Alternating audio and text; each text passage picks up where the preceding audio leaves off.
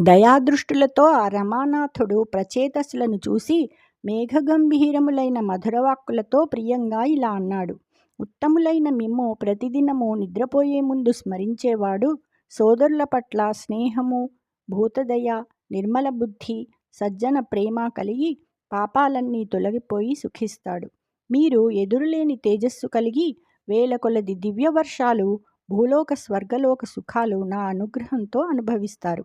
అప్పుడు నా మీది భక్తితో చిత్తశుద్ధి కలిగి ఈ భోగాలన్నీ నరకప్రాయాలని భావించి నా స్థానం పొందుతారు అని ఇంకా ఇలా అన్నాడు.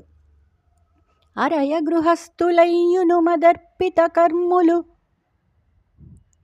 అస్మదీయ సుందర చరితామృత శ్రవణ తత్పదమానసయాతయాములున్ సరసగుణాఢ్యులైతనరు సాధులకీ గృహముల్దలంప దుష్కర భవబంధ హేతువులుగావు నృపాత్మజులార ఎన్నడున్.